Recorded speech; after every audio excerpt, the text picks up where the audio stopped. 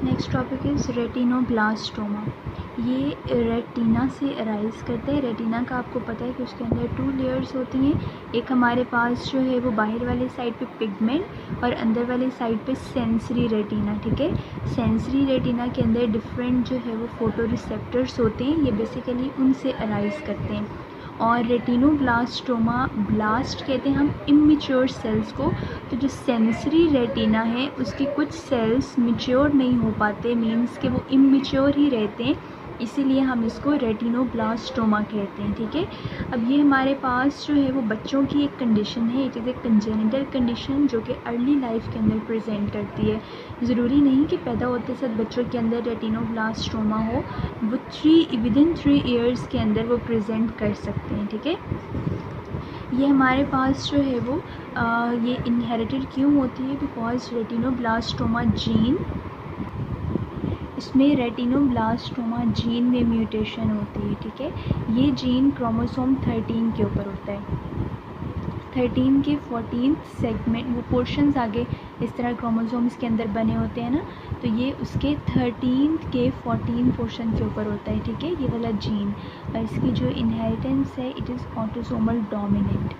अब जो रेटिनोब्लास्टोमा है ये सिर्फ हमारे पास हेरिटेबल नहीं होता, it can be due to somatic mutations जिसको हम नॉन हेरिटेबल कहते हैं। ठीक है, मोस्टली इट इज़ 60% केसेस में it is non heritable, means it is due to somatic mutations.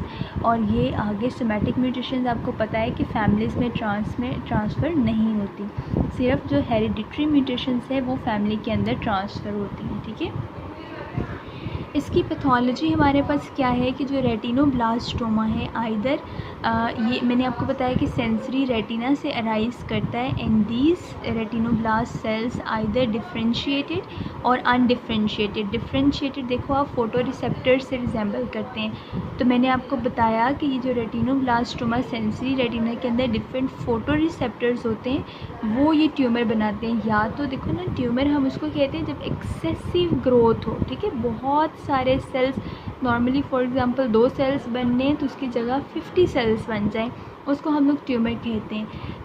ये वाले जो सेल्स हैं either they can be differentiated, means कि वो डिफरेंशिएट होकर उस ओरिजिनल फोटो रिसेप्टर्स की तरह भी हो सकती हैं, और दे मे बी अनडिफरेंशिएटेड। ठीक है, अब ये जो ट्यूमर है ये 2 तरह से इनके ग्रोथ पैटर्न होता है, एक तो एक्सोफिटिक, एक एंडोफिटिक। ये मैं आपको बताती हूँ। अगर आप यहाँ पे देखो तो अगर आप इस फिगर के अंदर देखो तो हमारे पास 2 तरह से ये ट्यूमर जो है वो होता है। एक होता है हमारे पास ग्लायोमा एक्सोफाइटम, जिसको हम एक्सोफिटिक ग्रोथ भी कहते हैं, तो जोगी में उसको ग्लायोमा एक्सोफाइटम कहते हैं। ठीक है, ये हमारे पास एक्सोमीन बाहर की तरफ ग्रो करता है। तो अगर आप इसके अंदर देखो तो ये हमारे पास क्या है, ये हमारे पास है रेटिना। यहाँ पे रेटिना की पिगमेंट और सेंसरी को हमने सेपरेट नहीं किया। ठीक है, उसको हमने सिंगल लेयर रेटिना से शो किया है। तो ग्लायोमा एक्सोफाइटम रेटिना से अवे जो है वो आउटवर्ड ग्रो करता है। तो ये देखो आप टुवर्ड्स द कोरॉइड ग्रो कर रहे हैं।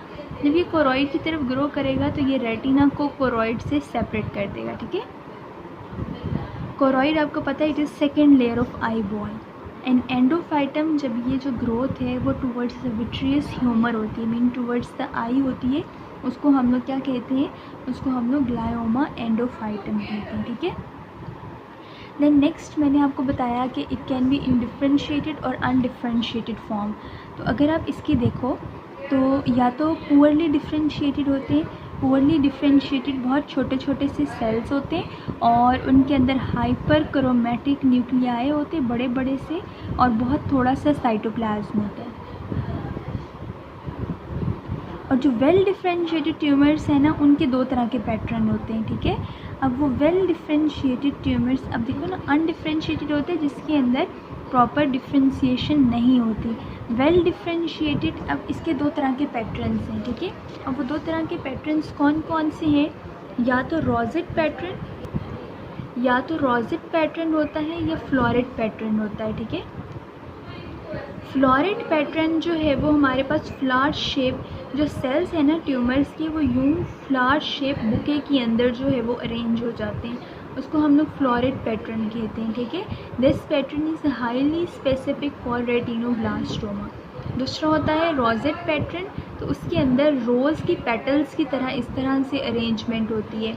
अब ये 3 तरह से अरेंजमेंट्स होती हैं, या तो सेंटर में हाली एक ल्यूमिन होता है और सेल्स खुद को सर्कुलर मैनर में अरेंज कर लेते हैं। इसको हम लोग क्या कहते हैं, इसको हम लोग फ्लेक्सनर विंटरस्टेनर रोजेट पैटर्न कहते हैं, ठीक है। It is specific for retinoblastoma. दूसरा होता है होमर राइट रोजेट, इसके अंदर जो ये कलमनर सेल्स हैं ये खुद को न्यूरल फाइबर्स के इर्द गिर्द अरेंज कर लेते हैं। और तीसरा होता है सूडो रोजेट, उसके अंदर एरियाज ऑफ नेक्रोसिस और कैल्सिफिकेशन भी होती है, ठीक है। तो ये कुछ हमारे पास इसकी पैथोजेनेसिस थी जिसको आपने एक्सप्लेन करना है। ये इस तरह से यहाँ जतोई में तो नहीं दिया हुआ बट जोगी में दिया हुआ था, तो मैंने विद पिक्चर्स इसको ड्रॉ कर दिया ताकि ये इजीली समझ आ सके। अच्छा, अब ये जो पेशेंट्स हैं ये प्रेजेंट कैसे करते हैं, तो इनके डिफरेंट साइंस और सिम्टम्स होते हैं। सबसे ज़्यादा यहाँ पे थोड़ा सा डिफरेंट लिखा हुआ है, तो जोगी में थोड़ा सा इसको पहले इजी करके लिखा हुआ है। तो ये पेशेंट्स कैसे प्रेजेंट करते हैं, एक तो इनकी ल्यूकोरिया होता है, मीन्स के वाइट रिफ्लेक्स होता है। अगर आप इस फिगर के अंदर देखो तो ये आपको नज़र आ रहा होगा, ये वाइट कलर का एक रिफ्लेक्स सा नज़र आ रहा है आइज़ के अंदर, इसको हम ल्यूकोरिया कहते हैं, ठीक है। इसके अलावा स्क्विंट हम कहते हैं कि बंदा देख किसी और तरफ को रहा हो और उसकी आंखें किसी और तरफ को मुड़ी होती हैं, ठीक है, उसको हम कहते हैं स्क्विंट। निस्टिगमेंस होता है इर्रेगुलर मूवमेंट ऑफ आइज़, और सिवियर पेन क्यों होता है, ड्यू टू सेकेंडरी ग्लूकोमा, ठीक है। सेकेंडरी ग्लूकोमा की वजह से इसके अंदर सिवियर पेन होता है। तो ये हमारे पास सिम्टम्स होती हैं, पेशेंट्स वाइट रिफ्लेक्स के साथ प्रेजेंट करता है, स्क्विंट के साथ, निस्टिगमेंस और सिवियर पेन। अब इसके साइंस क्या हैं, हमें क्या क्या चीज़ें मिलती हैं कि मैसेस मिलते हैं। आइदर ये पोलीपॉइड मैसेस फंडस के ऊपर होते हैं, फंडस से कोरॉइड की तरफ या कोरॉइड से विट्रियस की तरफ, ठीक है। तो ये हमारे पास either they spread into the vitreous और पोलीपॉइड मैसेस इन फंडस, और कन्वर्जेंट स्क्विंट होता है, ठीक है। तो ये इसके साइंस एंड सिम्टम्स इस तरह से जोगी में लिखे हुए हैं। लेकिन जो इस बुक के अंदर लिखी हुई इसके अंदर, हाँ, इसके बाद इसकी डिफरेंट स्टेजेस आती हैं, 4 स्टेजेस।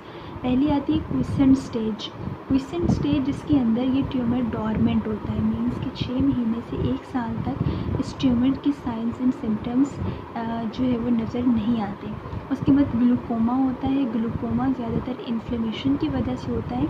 आपको पता है इस जगह पे ट्यूबैकुलर मैशवर्क है जहाँ से जो एक्वस ट्यूमर है वो ड्रेन करता है। जब भी इन्फ्लेमेशन होती है तो उसकी वजह से ये मैशवर्क ब्लॉक हो जाएगा और ड्रेनेज नहीं होगी, दैट कॉज ग्लूकोमा। ग्लोब बड़ा हो जाएगा जब एक्वस ट्यूमर इसके अंदर ज़्यादा सारा रहेगा। प्रोप्टोसिस होगी, मीन्स के आई बॉल इंटीरियरली प्रोट्रूड करेगा, और सिवियर पेन होगी because of the rise in intraocular pressure. इसके अलावा अभी तक जो है वो ट्यूमर सिर्फ उसने क्या किया, ट्यूमर ने पहले तो वो क्विसेंट था, फिर उसने सबसे पहले ग्लूकोमा कॉज किया बिकॉज ऑफ इन्फ्लेमेशन। फिर वो ट्यूमर ये जो पास यहाँ पे सारे एक्स्ट्राओकुलर मसल इधर भी और पीछे एक पॉइंट के ऊपर जाके जुड़ते हैं, ये उन एक्स्ट्राओकुलर मसल्स तक एक्सटेंड करता है, और उसके बाद जो है वो लिम्फेटिक्स डायरेक्ट और ब्लड के थ्रू एक्सटेंड करता है। तो डायरेक्ट ये पीछे ऑप्टिक नर्व पड़ी है इसके अंदर एक्सटेंड करेगा, ब्लड के थ्रू सबसे ज़्यादा बोन्स के पास जाता है, ये बहुत इंपॉर्टेंट MCQ है। और इसके अलावा लिम्फेटिक्स के थ्रू सर्वाइकल और प्रीऑरिकुलर लिम्फ नोड्स में जाता है, ठीक है। अब अगर आप अपनी बुक से देखो तो उसके अंदर थोड़ा सा डिफरेंट दिया हुआ है। अगर आप ये वाला करना चाहो तो ये भी बहुत अच्छा है, और अगर आप दूसरे वाला करना चाहो तो वो भी मतलब एक अच्छा है। अगर ये वाला है तो इसके अंदर ज़्यादा पॉइंट्स लिखे हुए हैं तो मार्क्स ज़्यादा आ सकते हैं, ठीक है। तो क्विसेंट स्टेज अगर हमारे पास क्लिनिकल फीचर्स आएँ तो अगर आप इस तरह से लिखो तो ज़्यादा बेहतर है। क्विसेंट स्टेज 6 महीने से 1 साल तक होती है, उसमें लिकोरिया होता है, स्क्विंट होता है, और ऑफ्थेल्मोस्कोपी पे हमें उसकी एंडोफिटिक और एक्सोफिटिक ग्रोथ पैटर्न्स मिलते हैं, ठीक है।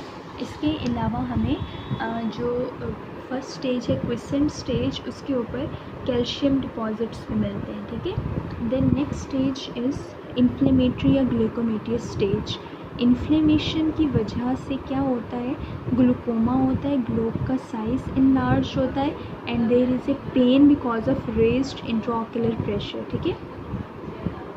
Then third stage is extraocular extension के जो पास पड़े हुए मसल्स हैं ये उस तक भी एक्सटेंड करता है। और then next stage is metastatic stage. तो मेटास्टैटिक स्टेज में क्या होता है कि ये एक्सटेंड करता है डायरेक्टली ऑप्टिक नर्व, लिम्फेटिक्स के थ्रू प्रीऑरिकुलर और सर्वाइकल लिम्फ नोड्स और ब्लड के through liver and other organs की तरफ, ठीक है। प्रोप्टोसिस कहते हैं बाहर की तरफ प्रोट्रूजन को, तो ये हमारे पास प्रोप्टोसिस है, ये भी प्रोप्टोसिस है। मीन्स देखो आई बॉल कैसे बाहर की तरफ प्रोट्रूड कर गई। तो जब ग्लूकोमा होता है तो ग्लूकोमा की वजह से प्रोट्रूजन के चांसेस बहुत ज़्यादा होते हैं, ठीक है। अब इसको हम लोग डायग्नोज कैसे करते हैं? डायग्नोज सबसे पहले हमने इसके अंदर बेसिकली रेटिना से ट्यूमर अराइज कर रहा है, ठीक है। तो रेटिना इधर पीछे पड़ा हुआ है, ठीक है। अब ये तो बाद की स्टेज है जब ग्लूकोमा होता है, स्टेज 2 के अंदर ये प्रोप्टोसिस होती है। लेकिन सबसे पहले हम अगर सपोज प्रोप्टोसिस नहीं हुई तो फिर हम कैसे डायग्नोज करेंगे? रेटिना तो पीछे है तो हमने सबसे पहले यहाँ प्यूपल की जो स्पेस है इसको एनलार्ज करना है बाय डायलेटर, ताकि हम इजीली पीछे देख सकें कि कोई मैस तो नहीं पड़ा हुआ, ठीक है। इसके अलावा हम लोग क्या करेंगे? हम लोग इंट्राओक्युलर प्रेशर को मेजर करेंगे कि यहाँ पे प्रेशर तो नहीं बढ़ा हुआ जिसकी वजह से प्रोप्टोसिस हो रही है, ठीक है। या हम लोग इसके अंदर कॉर्निया के डायमीटर को मेजर करेंगे या ऑप्थेल्मोस्कोपी के थ्रू पीछे फंडस को एग्जामिन करेंगे। तो हमने टोनोमेट्री करनी है for the इंट्राओक्युलर pressure, corneal diameter को मेजर करने के लिए हमने केरेटोमेट्री करनी है और ऑप्थेल्मोस्कोप हमने करना है to measure the examine the fundus, sorry. इसके अलावा हमने इंटीरियर चैम्बर को देखने के लिए स्लिट लैम्प एग्जामिनेशन भी करनी है, ठीक है। अब इन्वेस्टिगेशंस हमने कैसे करनी है ये सारी भी इन्वेस्टिगेशंस में आप लिख सकते हो। टोनोमेट्री, केरेटोमेट्री और स्लिट लैम्प एग्जामिनेशन और इनडायरेक्ट ऑप्थेल्मोस्कोपी। इसके अलावा आप एक्सरे कर सकते हो ऑर्बिट का, उसके अंदर हमें कैल्सिफिकेशंस नज़र आती है 75% केसेस के अंदर। अल्ट्रासोनोग्राफी करते हैं, ए और बी स्कैन करते हैं, ठीक है। इससे हमें पता चलता है कि ट्यूमर का साइज़ और कैल्सिफिकेशन कितनी है। फिर हम लोगों ने सीटी स्कैन करना है। सीटी स्कैन पे हमें पता लगेगा कि कैल्सिफिकेशन है या नहीं और ऑप्टिक नर्व्स की इन्वॉल्वमेंट है या नहीं। इसके अलावा एमआरआई करते हैं, एमआरआई से भी हमें पता लगता है कि ऑप्टिक नर्व इन्वॉल्व है या नहीं और एक्स्ट्रा ऑक्यूलर मसल्स के एक्सटेंशन को देखते हैं। और इसके अलावा हम बोन मैरो को एग्जामिन करते हैं और लंबर पंक्चर करते हैं, ठीक है। तो अब हम लोगों ने सबसे पहले कैल्सिफिकेशन के लिए एक्सरे किया, ठीक है। उसके बाद हम लोगों ने ट्यूमर साइज़ देखने के लिए अल्ट्रासोनोग्राफी की, हम लोगों ने कैल्सिफिकेशन और ऑप्टिक नर्व को देखने के लिए सीटी स्कैन और एमआरआई किया। और अगर हमने देखना है कि ये स्टेज 3 तो नहीं है, कहीं एक्स्ट्रा ऑक्यूलर मसल्स तक एक्सटेंड तो नहीं किया, फिर हमने एमआरआई करना है, ठीक है। और सिस्टेमिक इन्वेस्टिगेशंस हमने कब करनी है? जब स्टेज 4 मेटास्टैटिक स्टेज होगी, ठीक है। अब ट्रीटमेंट जो है वो हम लोगों ने इसके सब, या तो हम ट्यूमर को डिस्ट्रॉय करेंगे, ठीक है, या फिर हम लोग पूरे आई बॉल को ही रिमूव कर देंगे। तो ट्यूमर को हमने सबसे पहले कैसे डिस्ट्रॉय करना है? सबसे पहले तो हम ट्यूमर को श्रिंक करेंगे, उसके बाद हम उसके ऊपर रेडिएशंस डाल के उसको हम डिस्ट्रॉय करेंगे। तो श्रिंक करने के लिए हम कीमोथेरेपी देते हैं, उसके अंदर हम लोग कौन कौन सी ड्रग्स देते हैं? IV कार्बोप्लेटिन, इटोपोसाइड, वेंट्रिस्टिन देते हैं, ठीक है। इससे क्या होता है, या हम एप्थेल्मिक आर्टरी इन्फ्यूजन भी करते हैं। इससे क्या होता है, हमारे पास ट्यूमर का साइज़ श्रिंक हो जाता है, ठीक है। उसके बाद हम रेडिएशंस डालते हैं ताकि वो इजीली डिस्ट्रॉय हो सके, ठीक है। अच्छा, अब उसके बाद जो है वो हम लोग इसके लिए कीमोथेरेपी के बाद हम लोग ट्रांसप्यूपिलरी थर्मोथेरेपी भी कर सकते हैं, फोटोकोएगुलेशन कर सकते हैं, क्रायोथेरेपी कर सकते हैं और ब्रेकीथेरेपी कर सकते हैं, ठीक है। तो ये हम लोग इस बेस पे करेंगे कि वो ट्यूमर जो है वो ये इक्वेटर है, इस इक्वेटर के आगे तक आ चुका है, ये अभी सिर्फ पीछे ही है। तो अगर पीछे ही होगा फिर हम फोटोकोएगुलेशन करेंगे, और अगर वो ट्यूमर जो है वो इस इक्वेटर से आगे आ चुका होगा फिर हम क्रायो और ब्रेकीथेरेपी करते हैं। इसके अलावा एक्सटर्नल बीम रेडिएशंस के थ्रू भी करते हैं, because tumour is radiation sensitive, लेकिन इसकी वजह से कॉम्प्लिकेशंस आँख के अंदर बहुत ज़्यादा होती है, इसलिए यूजुअली रेडिएशंस को हम अवॉइड ही करते हैं। और इसके बाद जो है वो ई न्यूक्लिएशन हम लोग करते हैं। यूजुअली जो ई न्यूक्लिएशन है it is the treatment of choice for first and second stage. जब अभी ग्लूकोमेटियस स्टेज है या क्विसेंट स्टेज है तो हम लोग तभी आई बॉल को रिमूव कर देते हैं ताकि वो ट्यूमर एक्सटेंड ना करे, क्योंकि एक दफ़ा एक्सटेंड हो गया फिर इसका प्रोग्नोसिस भी पुअर होता है और उसके बाद कॉम्प्लिकेशन ज़्यादा होते हैं। ठीक है, तो इसके अंदर हम लोग ये ट्यूमर कब करते हैं? जब more than half of the retina involve हो, ऑप्टिक नर्व इन्वॉल्व हो, ग्लूकोमा हो या विट्रियस हेमरेजेस हो। और इसके डिफरेंशियल ये हमारे पास देखो ई न्यूक्लिएटेड आई बॉल के हमने पूरा का पूरा आई बॉल ही रिमूव कर दिए। ठीक है, अब इसकी डिफरेंशियल डायग्नोसिस कंजेनिटल कैटरैक्ट है। इसके अलावा आप देखो रेटिनोब्लास्टोमा, उसमें भी ये हम लोग रेटिनोब्लास्टोमा ही पढ़ रहे हैं। इसके अलावा सूडोग्लायोमा, तो ये हमारे पास 3 इसके डिफरेंशियल डायग्नोसिस हैं। ठीक है, तो रेटिनोब्लास्टोमा एक कंजेनिटल ट्यूमर है बच्चों के अंदर, जिसमें बच्चों के अंदर लिकोरिया होता है, स्क्विंट होता है। ठीक है, लिकोरिया, स्क्विंट, निस्टिग्मस और पेन और मैसेस होते हैं। आइदर दीज मैसेस आर एक्सोफिटिक और एंडोफिटिक। ठीक है, इसके अलावा एक क्विसेंट स्टेज जिसमें वो ट्यूमर डॉर्मेंट होता है।